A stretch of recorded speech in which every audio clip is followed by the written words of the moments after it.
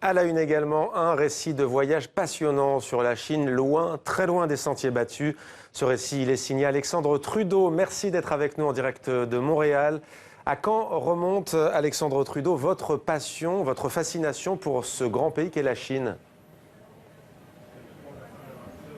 J'ai grandi avec ça, en fait. Ma mère a voyagé là en 73 octobre et je suis né en décembre. Donc, j'y étais déjà dans le ventre. Et après, en 90, je suis allé avec mon père et mon frère et j'ai renoué les liens en 2005 pour y aller à répétition jusqu'à aujourd'hui. Vous y êtes effectivement retourné à plusieurs reprises. Votre père, Pierre Elliott Trudeau, qui a été Premier ministre du Canada, tout comme votre frère aujourd'hui, disait « N'oubliez pas que les Chinois nous ont longtemps considérés comme des barbares ». Oui, c'est important pour tout voyageur de se comprendre un peu à l'extérieur de la logique d'une place. Et c'est ça, être un barbare, quelqu'un qui ne comprend pas la langue, qui ne comprend pas le pays et qui doit s'y prendre avec beaucoup de prudence. Et c'est ce conseil de voyage qu'avait donné notre père en 90, justement, parce qu'on se comportait un peu en voyou, un peu en voyageant, mon frère et moi, adolescents à l'époque. Et donc, il disait, soyez plus prudents avec les autres pays, surtout la Chine, un pays aussi vieux, aussi profond, complexe.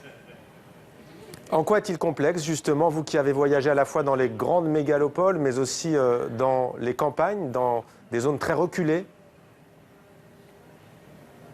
On dirait très vite que c'est une population qui habite ce lieu géographique depuis peut-être 5000 ans à peu près. On n'a pas du tout l'équivalent en Occident où il y a eu beaucoup de mouvements d'assimilation et de changement. Donc la Chine a une constance, mais aussi c'est un pays qui connaît beaucoup de mouvements de ce temps-ci. C'est-à-dire, je pense qu'il n'y a jamais eu un développement économique aussi rapide que ce qui se passe et qui s'est passé en Chine depuis 30 ans. Donc, on ne reconnaît plus la Chine en dedans de 5 ans.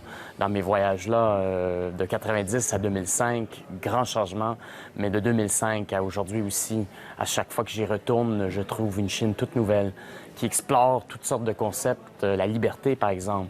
Pas la liberté politique, mais une liberté personnelle, ou un pays qui était très pauvre, arriéré, on dirait même, il y a 30 ans, est devenu un pays très, très moderne, très avancé, qui nous dépasse à certains égards, nous, les Occidentaux.